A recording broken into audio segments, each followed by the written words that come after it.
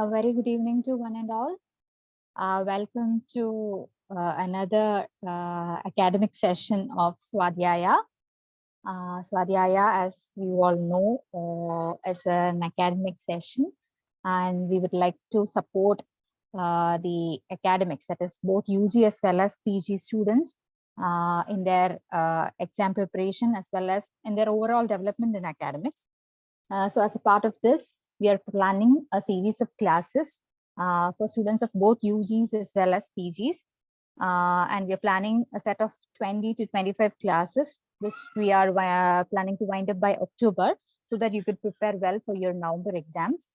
And each of the classes will be like a weekly one classes for each subject. And the subjects are also, the timetable is like Mondays, we are planning on Panchakarma. Tuesdays, we are planning on KC. Wednesdays, research methodology as well as statistics. Thursdays, Shalya. Friday, RSM Bhaishajyam. Saturday, Shalakya. And on Sundays, Prasuti Sriroga. So this is how we have planned and scheduled our timetable.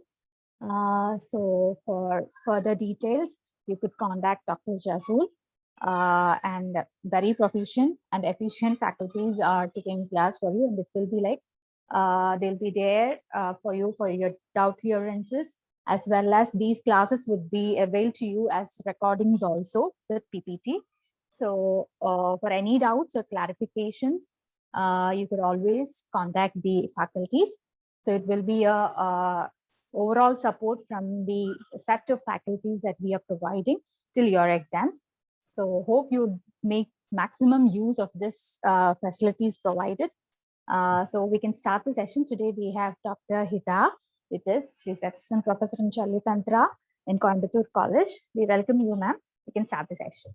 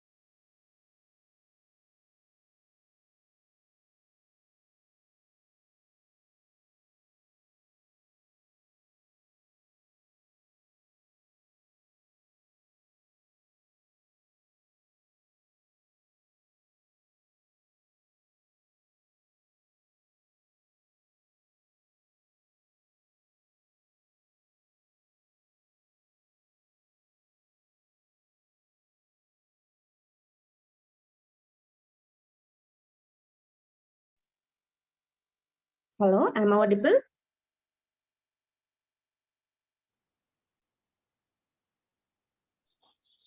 Yeah, doctor, you are audible. Okay, fine.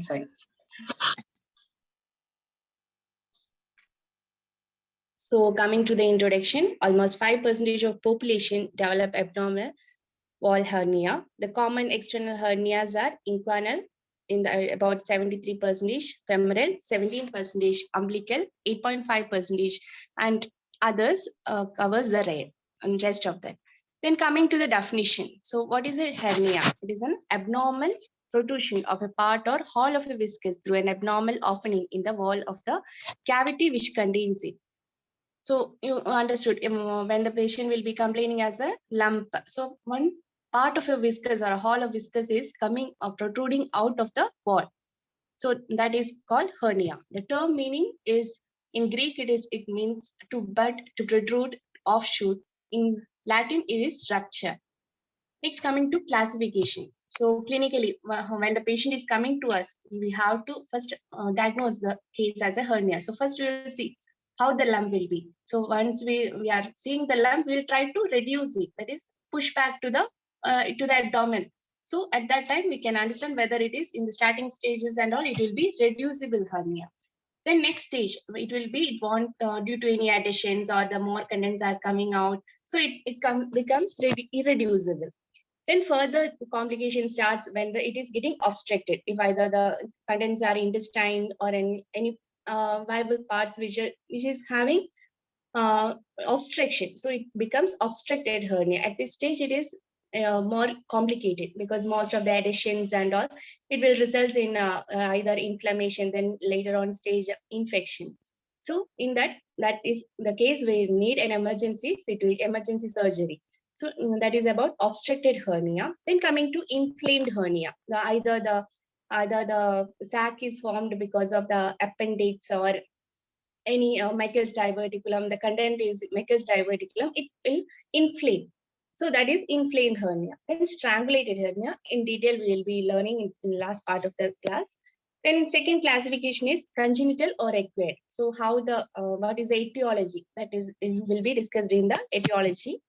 Third classification is what is the content of the hernia. When the lump is found, what are the content which is coming out of the abdomen? Or so what it can be, either it can be omentum, so it is called omentocele. Then intestine, enterocele. Then urinary bladder, you know the term cyst is in case urinary any bladder, so bladder, urinary bladder, cystocele.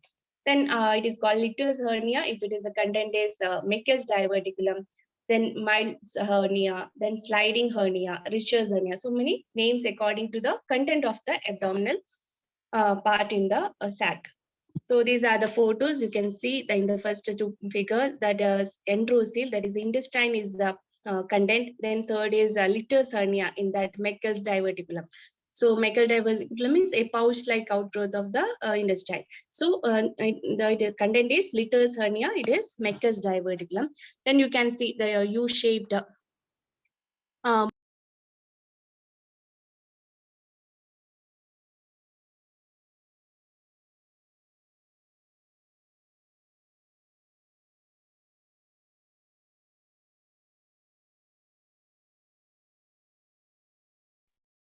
Hello, ma'am. Hello, ma'am. Your mic is mute. Please unmute.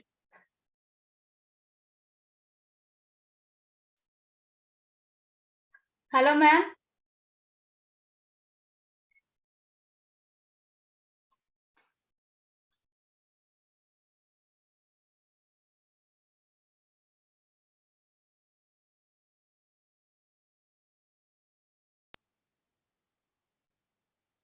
Any problem? Am I audible?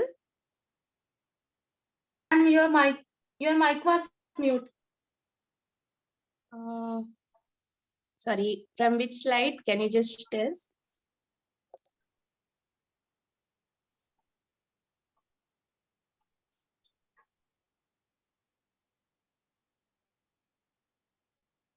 Now it is fine? Yeah, ma'am.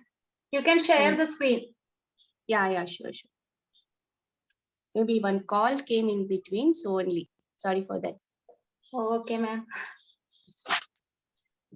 So coming to the pathology, you can see the mainly, so lump is found by, it is a part is sac. Will be a sac, then there will be contents and a covering. So sac is mainly formed by pouch of the peritoneum, which comes out through the abdominal musculature. So that sac, you can see the picture, it is divided into four, that is mouth, through which the content is entering the sac. Then neck, which is the most constricted part. So it is this constriction is mainly resulting in the further complications like obstruction and all. So if the neck is small, it will get complicated. So neck, which is the most constricted part, and the body, which is the main portion where the contents will be lying, and the tip part is the fundus. Next, coming to detailed description about inguinal hernia. So as you all know, mostly essay questions will be arriving only on this topic, that is inguinal hernia, difference between direct hernia, indirect hernia. Like that, so many questions will be arising. So you have to concentrate more on inguinal hernia. And inguinal hernia is a protrusion of a part of the abdomen through inguinal region of the abdominal wall.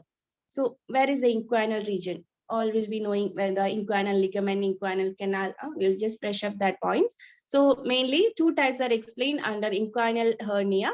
So first we'll just brush up the anatomy. What is inguinal canal? It is a triangular slit. You can see in the picture above the inner half of the inguinal ligament. It has, the crease line between the abdomen and the thighs that forms the inguinal ligament. So between and the canal is between deep inguinal ring and superficial inguinal ring.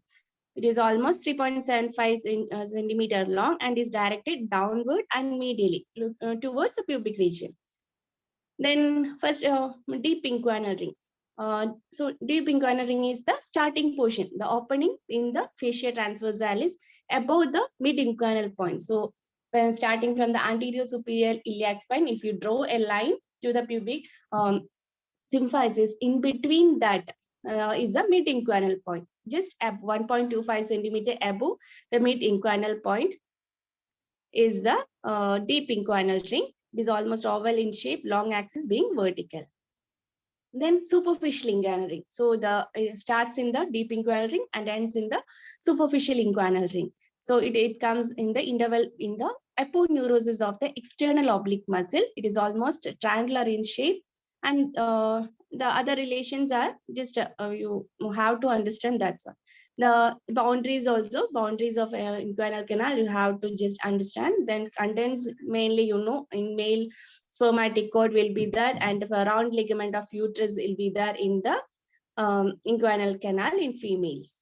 Next, coming to another important, it is very specifically, it is asked for 2 mark questions and all in some parts of the universities question papers. So we can see what is Hazelbeck's triangle. You can see the picture. It is a weak spot of the anterior abdominal wall through which the direct inguinal hernia protrudes. So you can see the borders. The medially it is a rectus abdominis muscle. Then laterally inferior epigastric. It is seen IEA. So it is inferior epigastric artery. Then below is the medial part of the inguinal ligament. So these 3 forms the borders of the triangle. So you can see a anterior superior iliac spine, that is ASIS, and toward pubic symphysis, the inguinal ligament is extending, and between that is the triangle, Hazelbeck's triangle. Next, coming to the types which are indirect or oblique inguinal hernia. In that, what happens is the abdominal contents or either the intestine or any there's a omentum is entering into the deep inguinal ring and traverses the whole length of the inguinal canal and comes out through the superficial inguinal ring. So you just imagine the content is coming through the deep inguinal ring. It is entering the whole length of the inguinal canal and comes out through the superficial inguinal ring. And then what happens? So it is more common on the right side also. Mostly 1/3 of the cases happens bilateral. Then in children, there is a more chance in right side, as it is dependent on the descent of the testis of the which occur late. Then coming to the types. So once it is coming out of the superficial inguinal ring, the next stage it is coming to the entering the scrotum. So just if it is up to the limited to the inguinal canal and the processus vaginalis closed at the superficial inguinal ring, then it is called bubonocele. So it is confined to the inguinal canal. So it presents as an inguinal swelling, and most of the victims will be like young adults. So already it is having any problem with the processus vaginalis, which is a vestigial form. Then next comes the funicular. Funicular means what happens? It is just the content will be just felt separately from testis. That is just above the testis. It has stopped.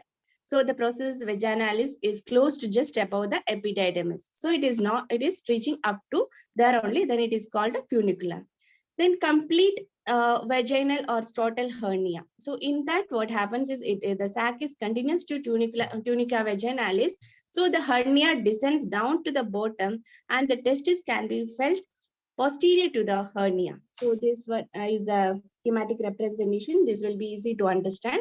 Indirect hernia can be divided as actually main, incomplete, and complete. In that incomplete, either it is just confined to the inguinal canal, or it has reached, it has entered the scrotum, but it is not reached the bottom of the scrotum. In the other complete one, it has reached the bottom of the scrotum. So that is all about the inguinal, indirect inguinal hernia. Then coming to direct inguinal hernia, protrudes to the posterior wall. So I have told it is coming directly from the abdomen. It is not going to the inguinal canal. You just understand like that. It is directly from the abdomen. It is protruding through the posterior wall of the inguinal canal, medial to the inferior epigastric vessel. So that is a main, that is also one differentiating feature. It is either medial to inferior epigastric or lateral to inferior epigastric. So that is through Hazelback's triangle. That is the relevance of Hazelback's triangle. That is the direct hernia comes out through this triangle. Then so it lies outside the spermatic cord, either behind or above or below the cord, and half the cases are bilateral. Then coming the differentiating features, you can just go through that. Indirect, it occurs at any stage, any age, commonly in young. Then ratio is 20:1. Then bilateral is less. Then pyriform shape will be pyriform or oval in shape. As it is coming through the canal, it is the shape will be a pyriform shape. Then descends obliquely downwards and medially. Most of the time requires manual reduction, as it has to be pushed through the inguinal canal. So we have to manually reduce it. Then other test and all we will be discussing in previous next slides. Next, coming to direct, it is mostly because of the weakness of the muscle. So what happens in elderly people, it is common. Then females are mostly not affected. Then if it occurs also, it is mostly bilateral. It is called Malgagni bulges. Then spherical, mostly it is coming directly from the abdominal wall. So it is spherical. Then with a forward bulge, then automatically reduces. So as it is because of the muscle weakness, so what happens is when lying down position, it is getting flattened. The muscles are relaxed and it will manually, no need of manual reduction. In the starting stage and all, lying down position itself, it will be reducing. Other tests we will be explaining. Next, coming to symptoms. So the patient starting, obviously, mild. There will be a mild pain, that is like a dragging or aching pain in the groin, discomfort. Then drag of a like mesentery pain may appear. Then lump according to the shape, like a pyriform or a oval, according to direct or indirect. Then coming to systemic symptoms, any obstruction is there, then intestinal obstruction, or other symptoms like abdominal distension, vomiting, etc. will be there. Then because of other symptoms, like what resulted in hernia, like any other complications, like already I told in etiology, any chronic cough like bronchitis, bronchiectasis, then constipation, which we need to strain more. The abdominal muscles are acting for like straining. So in that BPH also, they have the hesitancy for your urine passage. So in that diseases where the straining of the abdominal muscle is there, we have to ask about those complaints. Then any incisional hernia and all, any past history of like appendicectomy and all, we have to inquire about that. Next, coming to difference between enterocoel and omentocele. Enterocoel means the intestine is the content, omentocele means the omentum is the content. So enterocoel, what is enterocoel? In that, what happens is there we can see, as intestine is the content, we can see visible peristalsis will be there in that lump. And the consistency will be elastic, like how we will be touching the intestinal part, elastic consistency will be there. And while we are reducing, comparatively, the first part is more difficult to reduce than the last part, which slips in. So once we started reducing, starting is a difficult, then once it is almost inserted, then it will go by itself. Then reduction, at that time, we can see the gurgling noise of the abdominal gas. Then may produce a resonant sound and may hear peristaltic. Here also, auscultation, we can hear the peristaltic sound. Then in omentocele peristalsis, we can hear or see. Then the consistency will be duffy and granular consistency. The reduction is great, generally difficult. That is first, as it is duffy nature, the first part goes in easily, but last part presents to be reduced. So next reduction, obviously there is no gurgling sound. Next, coming to local examination. So first step, what will be the position? The first we have to ask the patient to stand in the standing position only. First we have to examine the part, and then I ask the patient to lie down in the supine position, and whether how to do the reduction, everything we have to do in the lying position. So first the lump should be examined in the standing position, then in supine position. Next, coming to position and extent. So in the up to the scrotum, or just below, above that or below that, like in femoral hernia, it is below the inguinal ligament. So like that, we have to examine. Then to get above the swelling, that is mainly root of the scrotum is held and try to reach above the swelling. That mostly in a, it seems like both the similarity will be there, like inguinal-scrotal swellings. The purely scrotal swellings, we can identify by to get above the swelling. Then consistency, the duffy nature and the elastic nature, we have to then strangulated. In strangulated hernia, there is a blood, even the blood flow is restricted, so there will be tense and tender. Then next, coming to impulse on cuffing. So what we have to do, after reducing the lump, a finger is placed on the superficial inguinal ring and the patient is asked to cuff. The root of the scrotum can be held, so that is then we can feel the impulse on cuffing. Then root of the scrotum can be held between the index finger and the thumb, and when the patient is cuffing, we can see the impulse on cuffing. It is usually absent in case of strangulated hernia, irreducible hernia, and obstructed hernia. So irreducibility, the how the patient is made to lie in supine position, and the indirect hernia, it reduces by itself. The taxis, the term is how the patient is made to sit lie in supine position with the thigh is flexed and to adduct and rotated internally. So in that position, we need to insert the reduce the condensed back. So that is the reducible.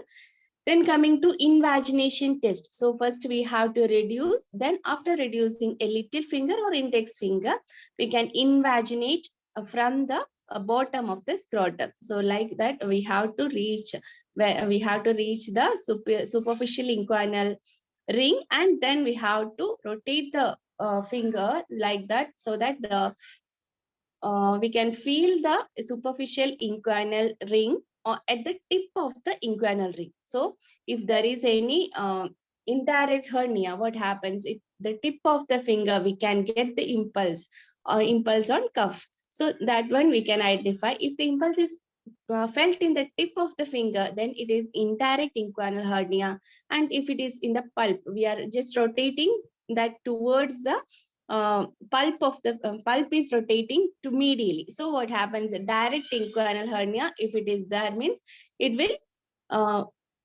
give the impulse there. So that is the invagination test. Next comes a ring occlusion test. The deep inguinal ring is occluded ½ inch. So I told superficial inguinal ring is where the first chance. The second time we are occluding with the thumb. With the thumb, we are occluding the deep inguinal ring ½ inch above the mid inguinal point after reducing the hernia, and the patient is asked to cuff. What happens? Deep inguinal ring, a direct inguinal ring, if it is there, means it will bulge medial to the examining finger, but indirectly it cannot come out. So because it will be confined to the inguinal canal. So the ring occlusion will differentiate both hernias. Next, coming to Seaman's test. It is for 3 of it. That is femoral, direct, indirect. So the examiner places his index finger on the deep inguinal ring, then middle finger on the superficial inguinal ring, and ring finger over saphenous opening. The patient is asked to cough or to hold the nose and blow. If the impulse is felt on the index finger, it is indirect hernia. The middle finger, it is direct hernia, and the ring finger, it is femoral hernia. I think it is clear. The picture is self-explanating. It's coming to treatment. So treatment, what all in between? Actually, we need a to do investigation. That just in that you all know USG is the main choice in most of the USG. It will be clear. Then otherwise, if we need further investigation, we can go for MRI. Then in treatment, conservative treatment and operative treatment. In that, in some cases we can't do treatment, that is no treatment, or TRES. In some patient we can go for TRES. I will explain later. Then operative treatment, three other: herniotomy, herniorrhaphy, and hernioplasty. So in the no treatment, what happens is mostly because of any other general ill health or short life expectancy in elderly patients and who refuse to operation. In that case, we can use a TRES or no treatment. Then in the TRES, what happens is it is indicated who refuses for operation and unfit for anesthesia or patients of chronic bronchitis, BPH, etc. with the chronic other illness. Then contraindication. If it is irreducible, then patient are going for a strenuous job, hernia with undescended testes associated with the huge hydrocele, then patient is not intelligent enough to position the TRES. So these are the contraindications. What is the method is in lying position after reducing the hernia completely. This TRES should be used throughout the day except at night. Next, coming to the surgical management, that is first is herniotomy. So you have to remember herniotomy, herniorrhaphy, and hernioplasty. So what is herniotomy? So what happens is sac, we are reducing the contents, and but the sac won't get reduced. So what we have to do?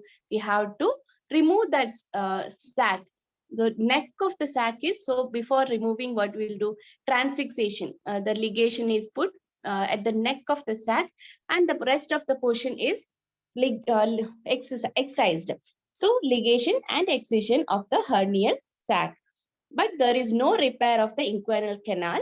Indication mainly in children and in young adults who have inguinal muscle is good, means we will do herniotomy only. Then coming to herniorrhaphy. So here what we'll do? First, herniotomy will be done. Then repair of the posterior wall of the inguinal canal by opposing the conjoint tendon to the inguinal ligament using non-absorbable material, that is Prolene or silk, or a thick chromatized catgut. So that explanation is there, like basin is explanation, operation is there. So we'll be sharing more details of surgery and the clinical examination part to the PGs. So now I'll just explain what is hernio. This mainly what it is. That the explanation is not given, just a simple explanation only I'm giving. That I'm not going too deep of the operation part. Then coming to the third one, hernioplasty. What do you mean by hernioplasty? So something we are adding, that is to strengthening of the posterior wall. We are mainly in the case of indirect inguinal hernia or abdominal wall is very like large hernia, and the weak abdominal wall is there. In that case, we need a mesh. So generally, Prolene mesh. We can see in the picture one like mesh or a net. There will be a net like a thing. It is called mesh. That is kept in between and sutured.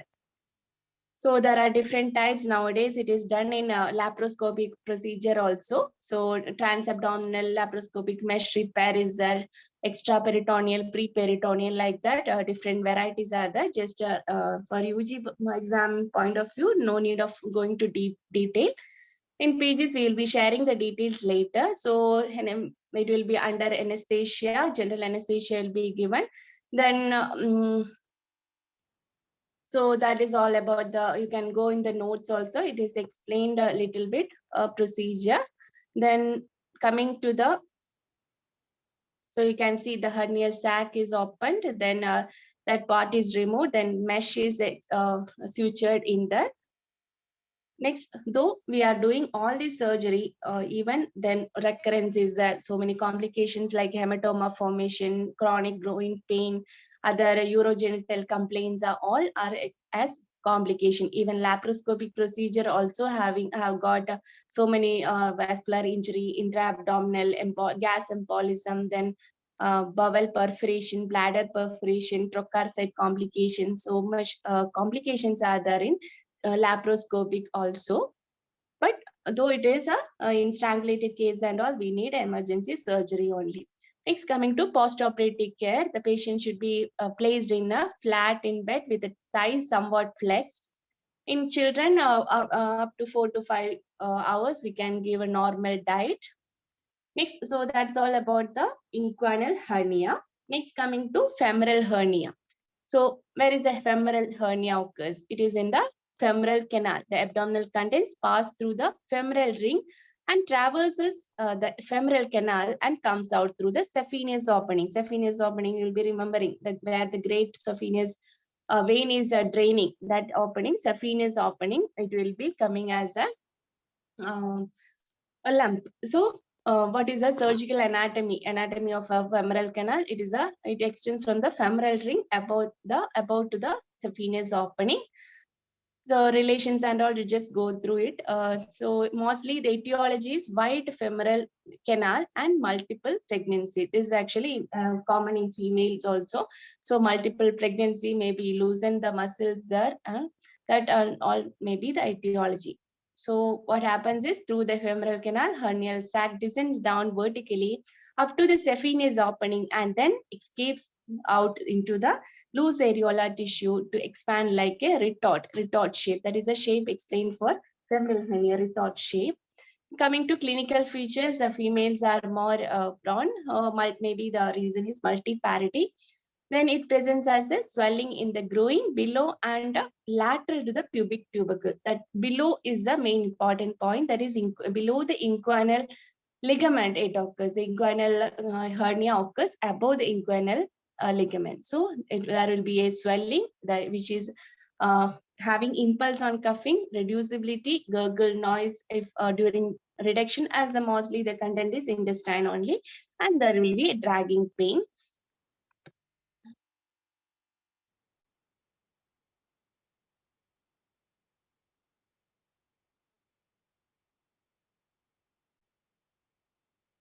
So next coming to the, so as I've told, because of the neck is small, what happens is obstruction and strangulations are more common in this femoral hernia, and it presents as intestinal obstruction that is painful, tender, inflamed, irreducible swelling without any impulse on coughing, and associated with the abdominal distension, vomiting, and features of toxicity. Differential diagnosis, obviously the inguinal hernia will be in differential diagnosis, and any other abscess, then lymph node enlargements, lipoma, then femoral aneurysm, saphena varix. It is actually enlarged terminal portion of the long saphenous vein, saphena varix. It is also important point. Then hematoma in that femoral region. So all these can be considered as a differential diagnosis. Next, coming to treatment, herniorrhaphy is done mainly.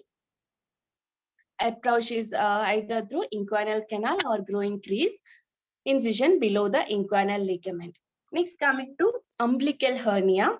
Umbilical hernia, so umbilicus, the weak umbilical scar. The herniation is through weak umbilical scar and common in infants and children, mostly due to neonatal sepsis. So males are having majority of the cases.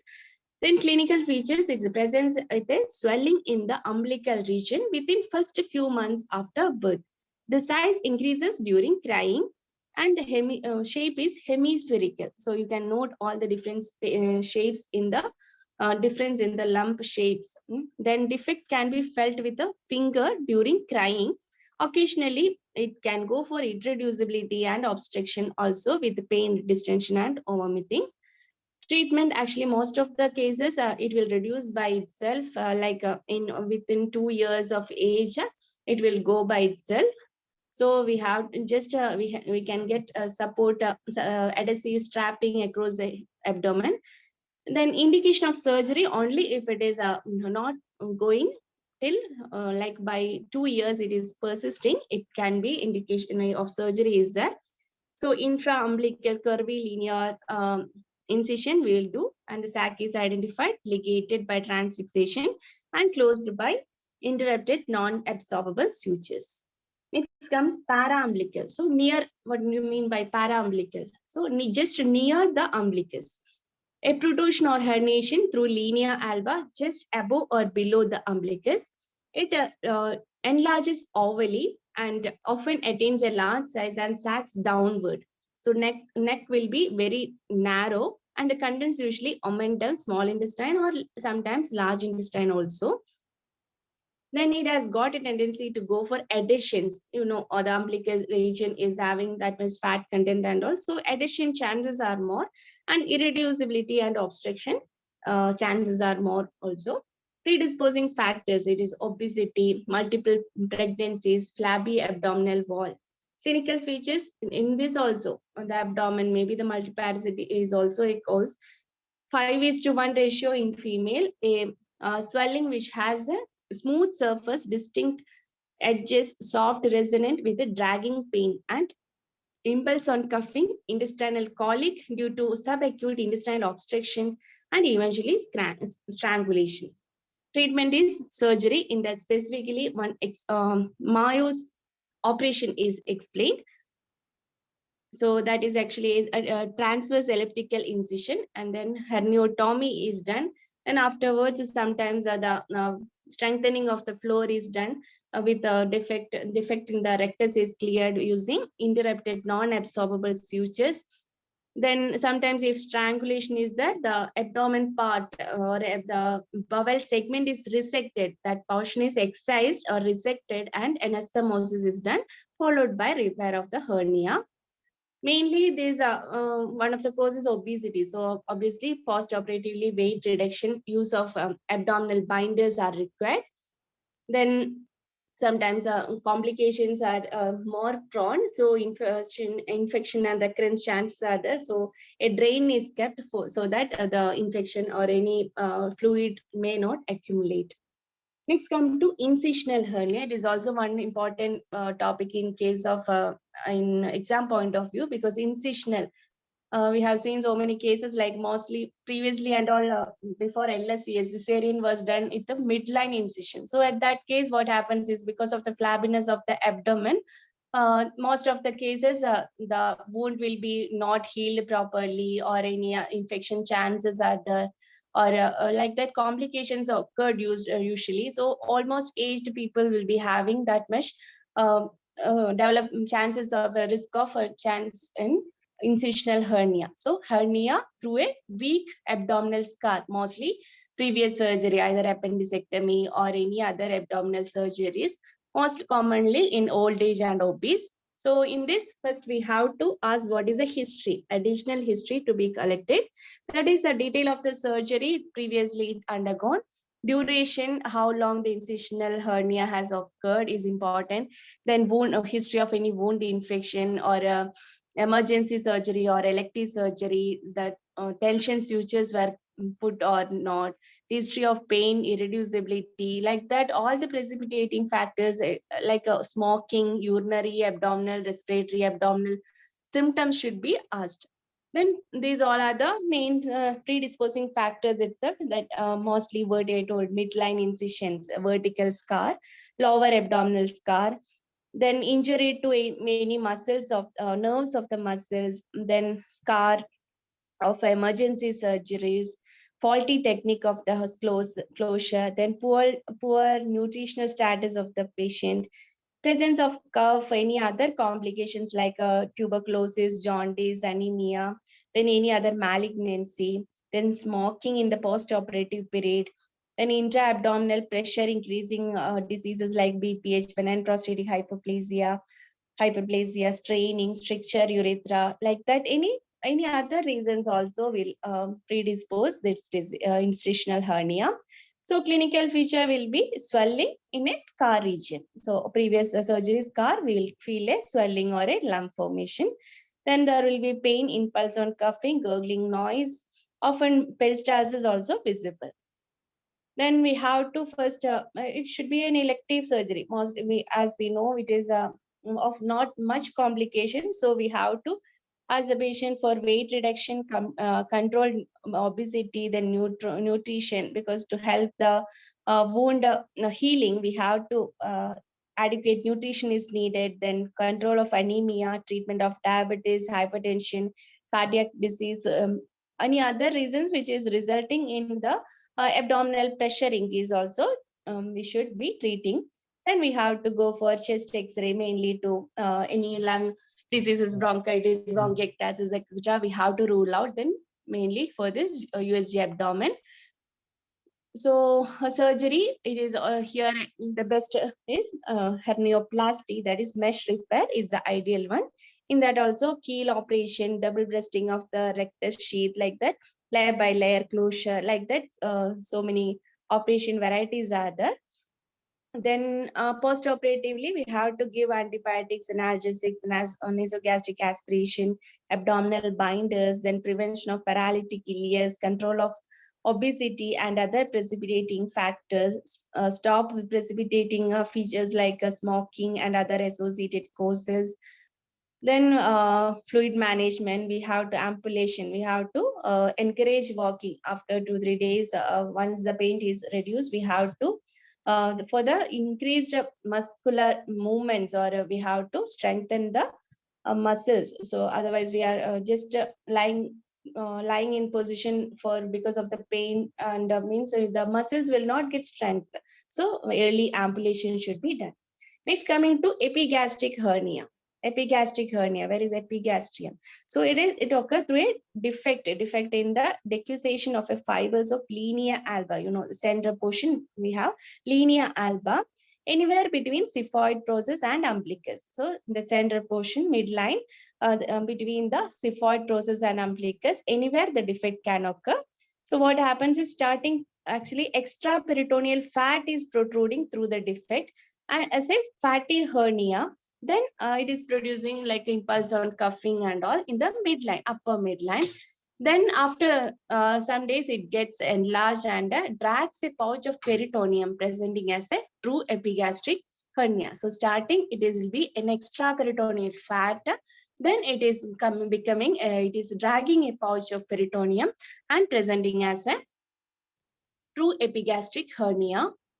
These are some other types of hernia that no need in for UG level. You can go through it for 2 mark questions and all in PG levels and all. Sometimes in Viva and all, they will be asking the rare types of classification. It is explained in the notes. You can go through that. Then strangulated, that is important for both the UG and PGs. So we have to more concentrate on more on this, like mainly on this inguinal hernia and this strangulated hernia. It is an irreducible hernia with obstruction to blood flow. So obstruction is also to the intestine or the content of the sac, and there is venous congestion also. Venous supply is impaired. So that what happens is swelling will be tense, tender, with no impulse on coughing, and there will be features of intestinal obstruction. You can see the picture in that reddish color is that. So tender and irreducible without impulse on coughing. Coming to pathology, what happens is the blood supply of the content of the hernia is seriously impaired, leading to last stage is gangrene. So that is actually not a gradual process. It will be occurring once the obstruction starts. It is a fast or rapid process. So mostly the bacteria infiltration will be there in like E. coli, anaerobic streptococci, and anaerobic bacteria are the Klebsiella, like that. Then coming to pathology. So what happens? So obviously there is irreducible, and there is obstruction. Initially, the venous return is impaired. Then there will be a congestion of the bowel. So that what happens? Further dilatation of the bowel, which become a purple color. Then fluid collects in the sac. Then eventually arterial blood supply also is impaired. and the bowel become dark brownish black colored with a flabby and fragile wall. So that friable wall, what happens? The bacteria began to migrate transserosely and multiply in the fluid of the sac. So that in the sac, the bacteria occurs, bacteria growth occurs, and because of that small perforations occurs at the site of the constriction ring, and it will burst as the and end up in peritonitis. So that is the complication. So once obstruction is suspected, emergency operation is the best choice. Then course of strangulation, narrow neck, adhesions, irreducibility, long time large hernias with adhesion. Clinical features of strangulated hernia. So what else? Sudden, so once the strangulation starts, there will be severe pain, sudden severe pain, persistent vomiting, constipation, and distension of the abdomen. And the hernia, the lump, how it will be? It will be very tense, extremely tender. They won't even allow us to touch, irreducible, and without any expansile impulse on coughing. There will be, once the peritonitis is beginning, there will be rebound tenderness, muscle guarding, all the symptoms of peritonitis, and dehydration, toxicity features, then electrolyte imbalance, abdominal distension with the guarding, muscle guarding, and rigidity, and oliguria because of dehydration. That fluid loss is there. So there will be these symptoms. In strangulated omentum, if the content is omentum, obstruction are not present. So they won't be seeing any obstruction symptoms like abdominal, but certainly it will be going to gangrenous form. It becomes congested, edematous, and black in color, which secrete toxic fluid with a secondary bacterial infection. In investigation, first of all, we can see in the X-ray abdomen in erect posture itself shows multiple air fluid levels. Then we have to see for blood routine in that, then along with that serum electrolytes we need to check. There will be imbalance in the fluid electrolyte balance. Then blood urea and serum creatinine. Then total count will be increased, leukocyte count will be increased. Then USG abdomen, we can get the diagnosis, proper diagnosis. Then strangulation without obstruction. Mostly strangulation without obstruction is one is already told, omentosil and in Richter's hernia. There will be no obstruction as there is no intestinal content. So without obstruction directly, it will end up in strangulation. Then treatment of strangulated hernia. So emergency admission should be done. Then Ryle's tube aspiration, intravenous fluid to correct the dehydration and electrolyte balance, antibiotics, catheterization to maintain adequate. Already told, oliguria is one of the symptoms. So urine in output should be adequate. Then emergency surgery should be done. The sac is exposed and the fluid is sucked with the suction apparatus, and a basin is repair is done with the interrupted non-absorbable suture. The antibiotic IV fluid should be continued and the drain should be removed for after 4 to 5 days. And post-operative also complications because of more little bit of bacteria and all will be remaining. So infection leaked with the fistula, septicemia chances are more. So that is all about strangulated hernia. I have just given some of the names, which is rare only, but extra points are there. You can just refer. Some of the pictures are also given. Litters hernia already told. Sliding hernia, one part of the bowel only is there. Then pantaloons hernia, like that. So many names are there. So just go through that. So conclusion. Use your 5 fingers of the hand to complete all tests of hernia. First, thumb for deep ring occlusion test. The second is index, middle, and ring. So it is for Siemens test, already explained. Then little finger for superficial ring, invagination test. Then rules of hernia examination, never forget to examine opposite side. We have to examine because most of the cases, bilateral cases will be there. Never forget to do per rectal examination. Any other complication or chance of septicemia like bleeding per rectum, we have to rule out. Then never forget to examine urethra. Any other reasons resulting in a hernia like urethral stricture or straining in BPH Like that, urethra and a rectal examination for prostate also we should be doing. Never forget to check abdominal muscles. We have to not only the lump, we have to see the muscles are strong or not. So that is all about hernia. Ma'am, shall we move to second topic? Excuse me.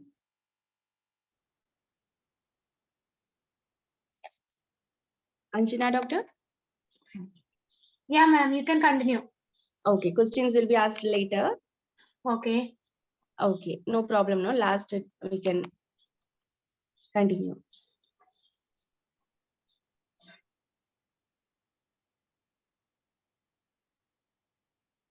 Hope it's visible.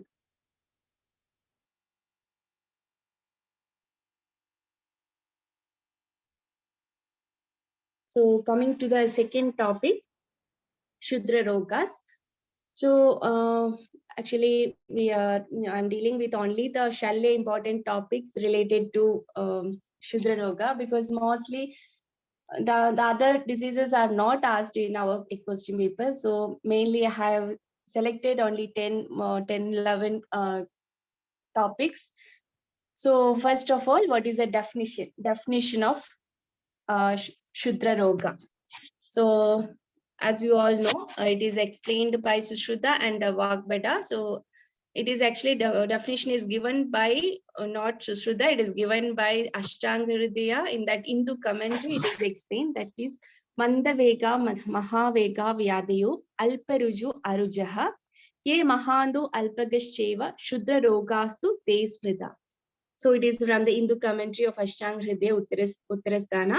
So what do you mean by that? Mandavega. So either it can be small episodes, or small episodes, or the symptoms will be very less, or sometimes it will be severe episodes will be there. Then Alparujo Aruja. It can be either mild pain or even painless also.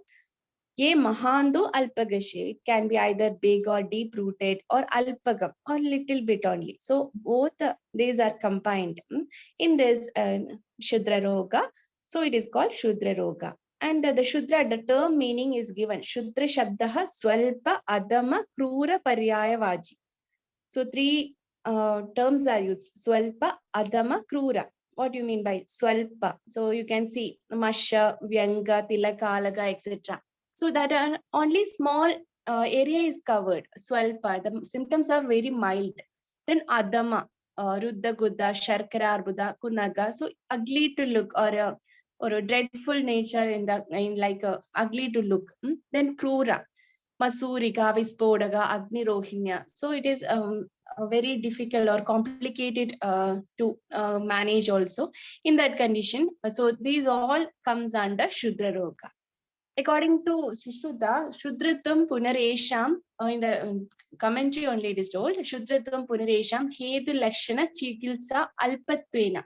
So because of the, it is small reasons only is that, like Vega with Vega Dharanam, only that much is enough for causing that much bigger disease. So Hedu, Lakshana, Chigilsa, all are mild only. Little bit only is there. So only Shudra, the name is given as Shudra.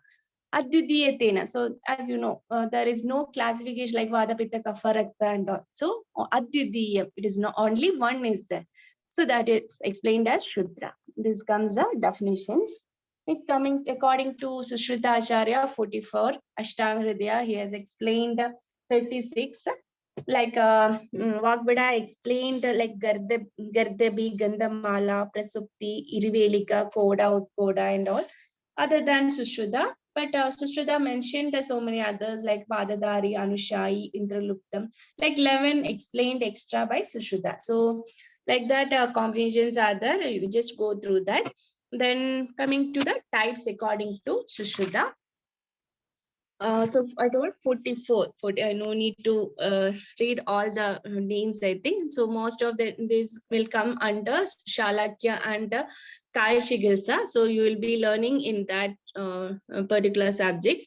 So first of all, one of the important topic is Pashana Gardava. In our actually parotitis, it is correlated to parotitis. Hanusandau Samudbudam Shofam Alparujam Stiram Pashana Gardavam Vidyat Balasa Pavanatmakam. So it is rising from Kapha and Vada. Balasa Pavanatmakam and Hanusandhi. So root of the lower jaw. Hanusandhi. The swelling will be there and it will be slightly painful and immovable. So from alpam, slight alparujam. Show a small swelling which is having alparujam and stiram. It is immovable. That is explained as Pashana Gardavam. In modern, we can correlate it to parotitis. So coming to the treatment, Purvam Svedena Yojiyet Manashila. So first we have to do Swedanam, then Lepa with the Manashila, Haritala, Kushta and Devadaru. Then Pakwa, if it is Pakwa, Vedana should be done and Pranavat Chikilsa should be administered. Next coming to Chippa and Kunagam. Nagamamsam adhishtaya pittam vadasya vedanam karodi daha pagaucha tam vyadim chippam adishet. So what is chippam? So mostly it is asked in exams. A difference between means both terms define chippa and kunaga. So either it is caused by vada and pitta and vada. It is aggravated and localized in the mamsa, of the nail. So mainly nail bed. And produces what? Pain. Pain will be the burning. Pitta is there means obviously burning sensation. And the pitta will encourage pus formation. So formation of the pus. These are the main. So pain because of vada, then burning sensation and the pus formation of pitta. Like that you can learn. So that is about chippa. Then coming to kunaga. So like small difference is only there. In this there is actually a history of injury is told. Tadeva Akshada Rogakyam. That is actually name of Chippa and Upanaka. Both the names of the synonyms of Chippa. Then one more is Kunagam. That is Abhikhada Tradushto Yonako Ruksho Asidaha Khara Bhavetam Kunagam Vidyat Kulina Midi Samtida. So Kulina or Kunaga. It is mainly history is due to any nail injured by either hitting or something fallen on the fingers like that. And so many would have experienced also. So what happens? It become rough, black and hard. Ruksham, Azidam, Kharam. All these points you should remember. So that is Chippa means pus formation. Then Kunagam means because of any trauma, that portion is getting dried or a rough, black and hard. That is called Kunaga or Kulina, Chippa, Akshada or Upanaga. Treatment is common for both the. Then what is Sneha? Sega with the Ushnambu. Then in the case of Chippa, we have to remove that pus area. Debridement is done. Then pus is drained and Abhinga with the Chakrataila and Sarja Churnam. Sarja Churna should be sprinkled over there. And Kunagam. In Kunagam also we should do the same thing, and there will be, you can use the Taila, which is medicated with Madura Gana, and which will help for the Ropanam. Next coming to Kadaram. All will be familiar. Those who have gone for obviously in the cellular department, we could have seen at least one con Agni Karma treatment or excision of Kadara. So that we have to see what is the reason. Mainly the pressure. Either the slippers are very hard or they are walking in rough surface. Like that history we can get. So Sharkaron Madide Pade Shadeva Kandakadibihi Medu Rekton. Sorry. Medo Rektanugesheva Dosherva Jayade Nrinam Sakile Kadino Grandir Nimna Madhyonado Abiva Kola Matraha Saruk Shavi Jayade Kadaristusa. So what happens? The Nidana. What are the Nidana? By placing the feet on hard or rough stone, then by wound caused by any thorns, etc., by dosha aggravated together with fat or like mamsa and medas and rekta. So by this, what happens? The meda and rekta will be aggravated along with doshas and forms a hardness or a granthi, a hard like a bolt, like a nail, no, by like a nail, keelam, like a bolt, or sakilaha kadinas, hard like a keelam or nail, and in the mid, mostly the site will be in the middle or at the edge of the feet, and the size of a kola matram, the size of a kola, and having pain and exudation. So that is about kadara, or we can correlate to corn, and treatment is obviously excision and sneha dahana.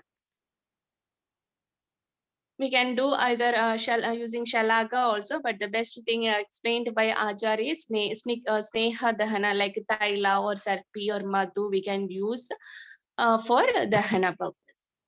Next, mukha doshika. Shalmali kandaka prakya. Kafa marada shonitehi jayande pidaga yunam vaktreya mukha doshika. So what is mukha doshika? Why I have told this is we are doing jaloka avajarnam in mukha doshika. So you can understand the kafa vada and shonida aggravates that because of the shonida involvement is that we can use jaloka avajarna in mukha doshika. The pitaka resembling thorns of shalmali tree, shalmali vriksham, shalmali kandaka prakya. Then kafa maruda shonidehi, jayande pidaga yuna, means in the phase of a youth or a adolescent age, there will be pimples. So we can correlate it to pimples. Then treatment is vamanam, yauvane pidaga cheva, vishesha chardanam. Chardanam is the indication. Then lepanam, Vaja Rodra Saindavehi Sarshapanida. So we can use a lepa. Next is a Charma Kila that we will be discussing along with the Arshas. In text also it is explained as somewhere else in the Nidana it is explained. So the Charma Kila, it is one among the Shudra Roga only. We can correlate it to either warts or even sentinel pile also. Charma Kila we can correlate. Then Parivartika. Parivartika, it is one of the important Shudra Roga explained. Usually it is asked like a difference between Parivartika and Parikartika. To be noted, that is difference between Parikartika and Parivartika. So what do you mean by Parikartika? You have to know first. No? It is one among the anorectal disease, like it is pylonidal sinus in modern. It is Fisher inano. In Fisher inano, Parikartika, Fisher inano, anorectal disease. We will be dealing in detail about it. Then difference between Parivartika. So what is paraphimosis? So paraphimosis. Phimosis and paraphimosis also in modern we will be dealing in urogenital disorders later in classes related to urogenital disorders. So you just write the topic as paraphimosis, parivartika. Go through that. Mardana pidanaachadi tadeva apyapikadadaha metra charmam yada vayur bhajade sarvadaschara tada vadopasrishtam tu charmam pradinivartade maneradastat koshishcha granthi rupena lambade savedanaha sadahascha pagamcha vrajadi katpajit maruda agandu sambudam Vidyatam Parivartikam Sakandu Kadina Chavi Cheva Sleshma Samuttida. So the doshas involved Marudajam, Agandujam or Kafajam. It has explained as three: Marudajam, Agandujam or Kafajam. If Kafajam, it will be causing Kandu or which will be Kadina. So three types it is explained. Nidana, Mardana, Pidanat, Abhikadat. So either due to kneading or Pidanam, squeezing, or abhikadam injury, vada will be getting aggravated and localized in the major charma. And what happens, the prepuce or the skin of the glans penis will be rolled over and it will be exposing the money. So it is called paraphimosis. The prepuce is everted back. It cannot be completely covered the glans penis. So in that condition, it is called paraphimosis. It is the exact correlation to Parivartika. So clinical features, Mane Radistat Koshesha, Kranti Rupena Lampadi. So the money assumes a shape of a sack and hangs below the glands penis, and there will be pain and burning sensation, even formation of pus. So that is about Parivartika. Coming to the treatment, first we have to do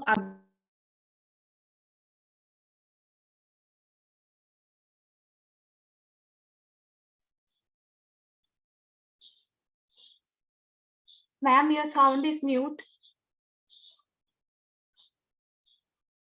Please unmute.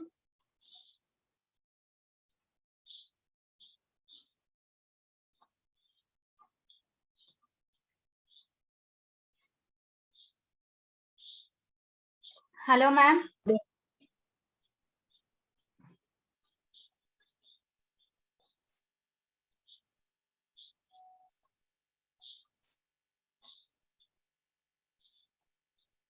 it's Hello, clear. ma'am. Yeah. Fine, no? Yeah, now it's okay. Okay. Which slide onwards? Parivartika. Oh, okay.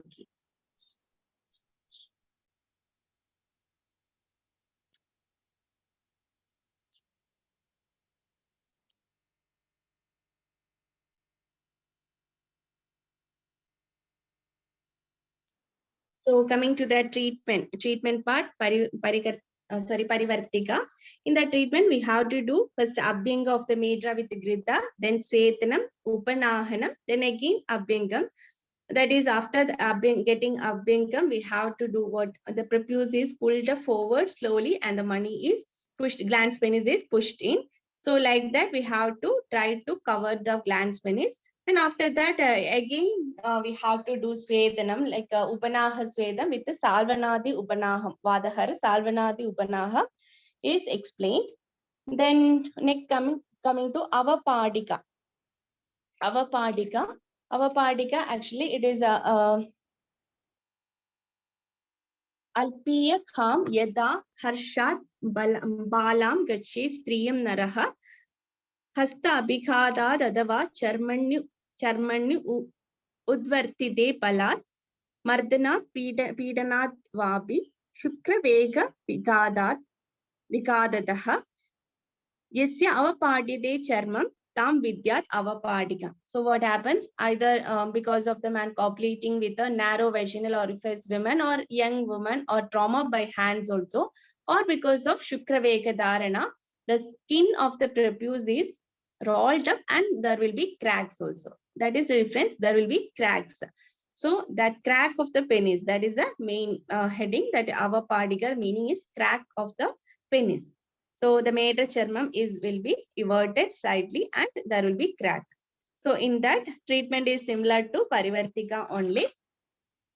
Then coming to next, Niruddha Prakasham. That is also Niruddha Prakasham and Sanniruddha Gudam. Mostly even ask for five mark question for together, like Sanniruddha Gudam and Niruddha Prakasham. Both terms are very important. So Niruddha Prakasham. So Vadopasrishtam evam tu charma samshrede manim Manischarmopanadastu Mutrasrodo Runadicha Niruddha Pragashe Tasmin Mandadaram Avedanam Mutram Pravartade Jandor Manirna Cha Vidiryade Niruddha Pragasham Vidya Durudam Cha Avapadika. So mainly the dosha is Vada, Vadopasrishtam. The Vada is aggravating and affecting or localizing in the Mani Charma. Or the so this is the phimosis, the prepuce or the Mani Charma is affected and it is getting closed. So it is getting swollen and it is blocking the urethra. So mostly it occurs in small babies or in later stage due to any other complications like smegma formation and all.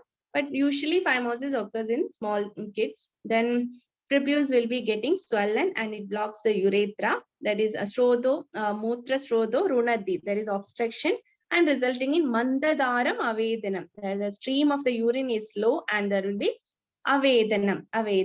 According to Ashtanga Hridaya, it is told Vedana is painful. It is then not cracked. Here the difference between this one and Avapadika is there is no cracking of the glans penis, and sometimes improperly healed Avapadika also result in Niruddha Prakasham. That is in the last line.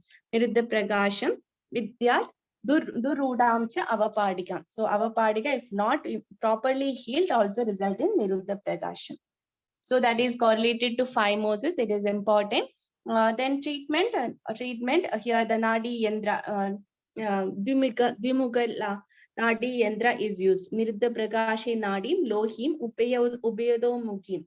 I think PG students are there, means you can by heart this slogan. It is very important. So in Yendra we have seen the Nadi Yendra we will be learning. So in that Ubedo Mugada Nadi we can use. It can be either made of Dharavi or Jadukridam or Loham. Either using Ubedo Muganadi made of Loha, Dharavi or Jadukridam, which is smeared with a ghee, should be introduced into the urethra. And then after that, Parishega using Vasa Majja of Shishumara. Some of the animals they have explained, Shishumara and Varaha. So Vasa Majja can be used for Parishega, or we can use Chakradaila boiled with Vadagna Aushada. Chakradaila boiled with the Vadagna Aushada. Then next day we have to introduce Sthulatara Nadi. So like anal dilators and all we are using, like urethral dilators are there. So like that Sthulatara Nadi inserted after every 3 days. So for the Srodho Vivardhanartham, for increasing the size of the urethra, we have to increase the size of the nadi or the tube used, and we have to increase the Srodhas. Then Snigdha Anna Bhojanam. We have to give Snigdha Anna Bhojanam. Otherwise, we have to do circumcision, that is Bedana. We have to remove that excision of the actually incision means Bedana means Bedana of the prepuce or the skin covering that area should be inside. So modern in that we are doing circumcision. So without with protecting Seveni, we have to do circumcision. In modern, we have to learn that. So after that, Sadhyakshadavat Chigilsa. Next, coming to Sanniruddha Gudam.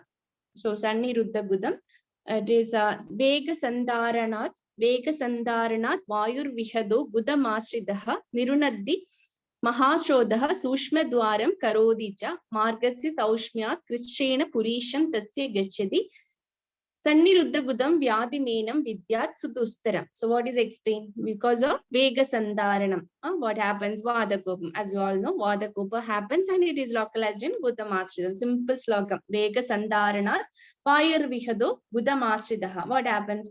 Nirunaddi Mahatsrodha. It is causing obstruction to the alimentary tract or GIT. Mahatsrodha means Mahasrodhas is alimentary tract or GIT. Sushmadwaram Karodicha, the opening, that is the anus. Anus opening is becoming small. Sushmadwaram Karodicha, Margasya Saukshmyat Krishrena Purisham Tasya Gachadi. So because of the track is or the opening is small, Krishrena Purisham, the difficulty to pass feces. So Sanniruddha Gudam Vyadimenam Vidya Sudurstaram. So it is actually Krishrasadhyam. So similar to phimosis or Niruddha Prakasha, how explained the Nadi dilators or anal dilators we can use. Like that we can use for anal strictures. It can be correlated to anal strictures.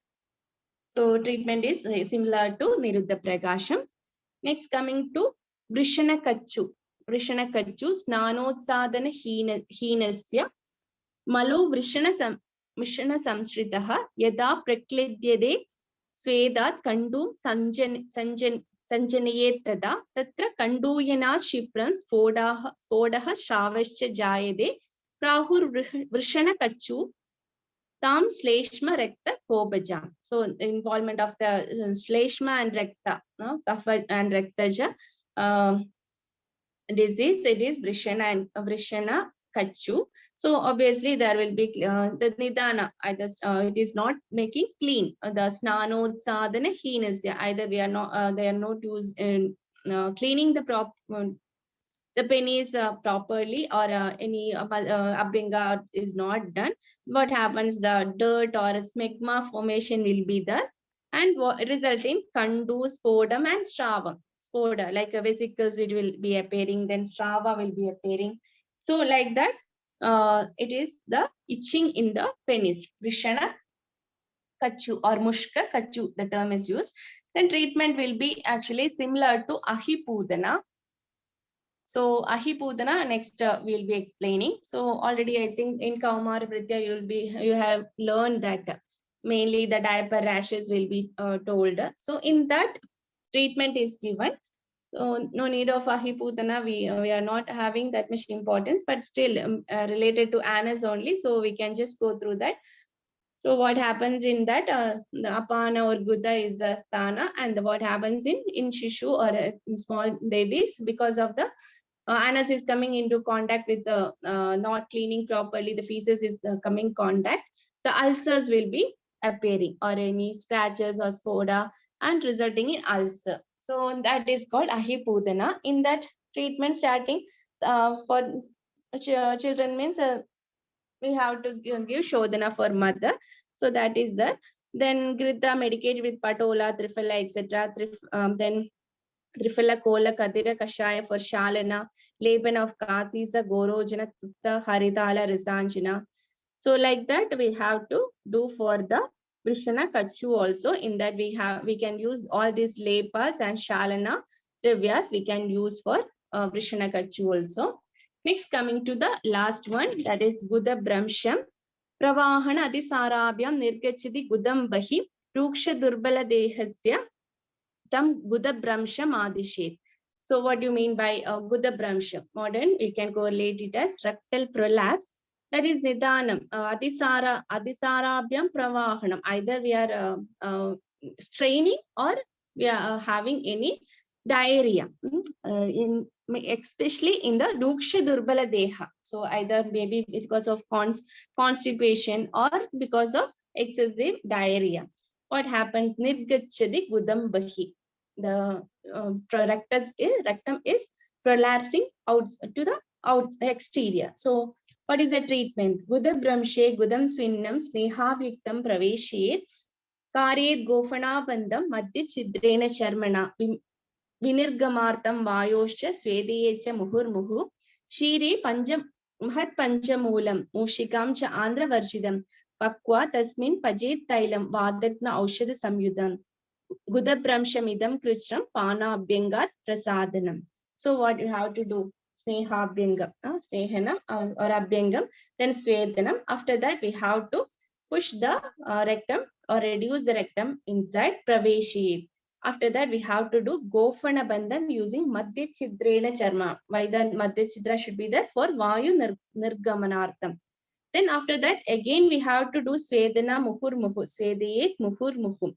Then for Pana and Abhyanga, one special taila is explained, like Mushika Tailam or Undur Tailam is called. That is, taila is prepared with a Shira, Mahat Panchapula, and Vadakna Aushada, and Andhra Varjida Mushika is taken and prepared. Taila is used for Pana and Abhyanga. So it is explained as Krishna Sadhya. So that is the end of the all the Shudra Rogas, which is having Shalya importance. So it is mild to start with. Sometimes it is the most dreadful and ugly to look at diseases. Susruta Charya has given that much importance only is explained in the Chikitsa Sthana just after the major diseases. So coming to and treatment area, some of the lepas and all we can try actually. That much easily available or easy preparable drugs are given. And other Shudra Rogas will be dealing with in Ashalak and KC. So I'm concluding, winding up the session with the conclusion that Shudra Rogas have more importance in clinical aspects like Sharmakila or any, there's one Kadara and all. We are having all the clinical practice which is more beneficial than any allopathic management. Try to utilize the knowledge of Sushruta Samhita and scope of more research. Coming to the important questions, you can see that 10 mark, it can be asked as a number of Shudra Rogas according to Sushruta and describe any 10. So I have actually almost 10 only I have covered. So we can see that you can write notes or share the notes, and how to explain means how to write. Either if you are two types you can study, like Either you can take the printout of the notes and mark it with a highlighter and make it points, like 10 points we need. You have to explain that. You have to understand and learn, make or 10 points for each, and you can explain.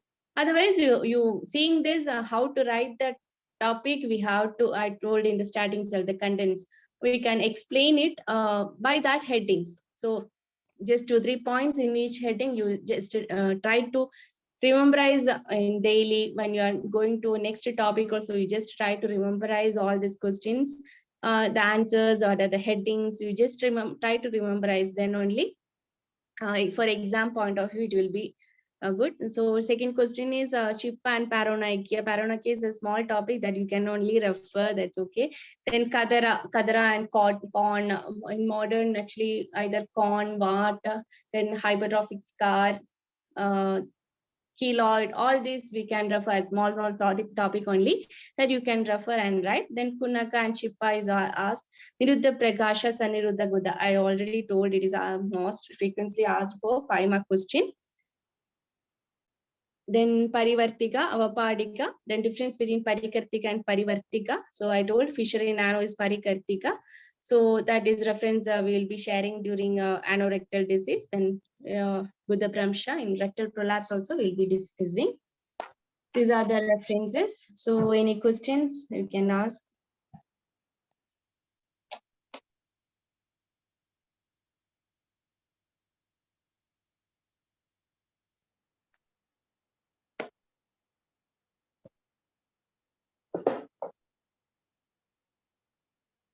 Thank you. Anjana, doctor. Yes. Thank you, doctor. The participant can ask their queries and also unmute themselves and ask directly to the doctor, or can put in the chat box.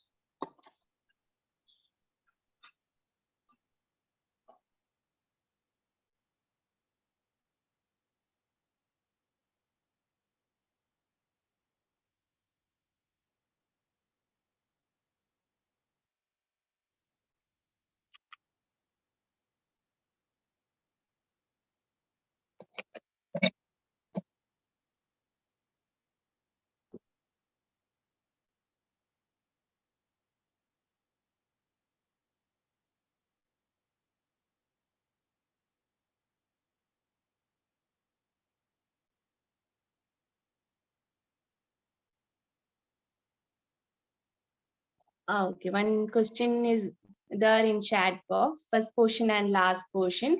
So once you just imagine one lump is there, we are trying to reduce that portion. So first, like a loop, like it is coming out. So once.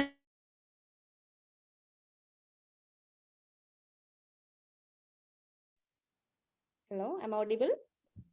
Yeah, ma'am, you are audible. You can read it out that question and tell the answer.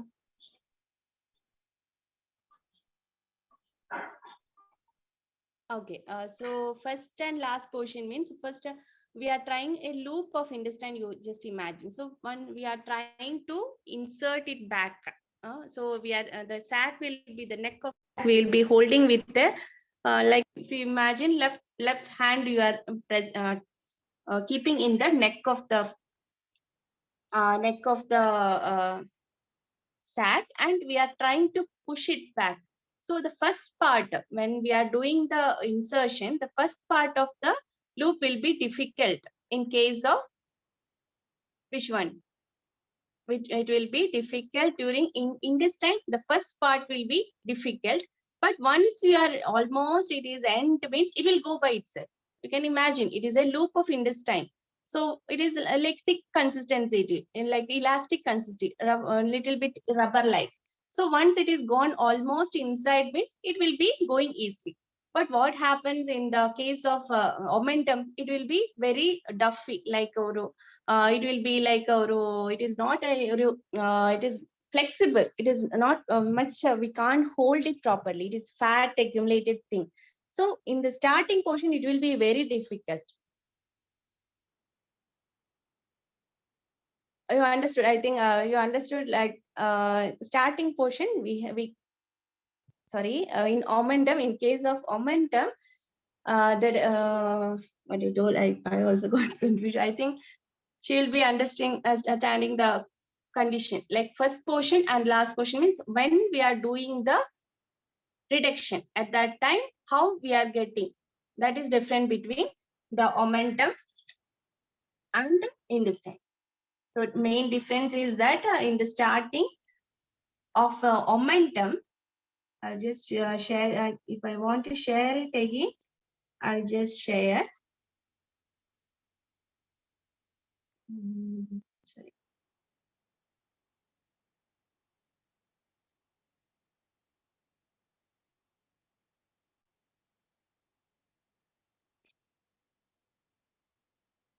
Is it okay? Or should I share?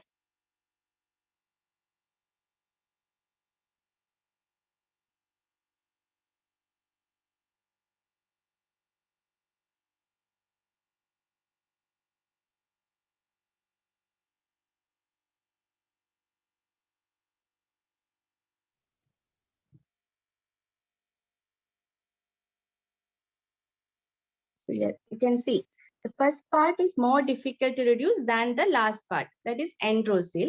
Last part will be slipping away. In omentocin means it is already like a very fatty things are there. So first part goes in easily, but lastly it will be trying to come out because there is no pull from inside. But intestine means it is somewhat elastic, means it will go inside easily. I think it is clear.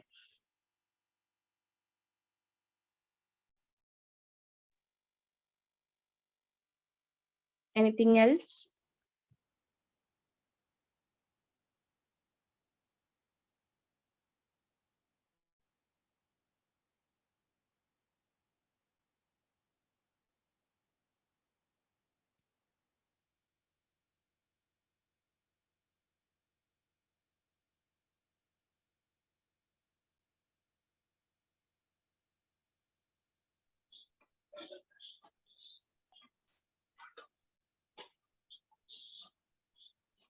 Yes, doctor. The participants can directly ask the queries.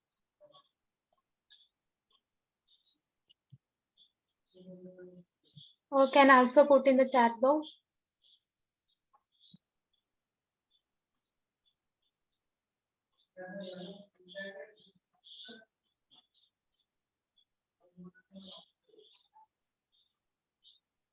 So I think there is no queries. Ma'am, we can wind up the session.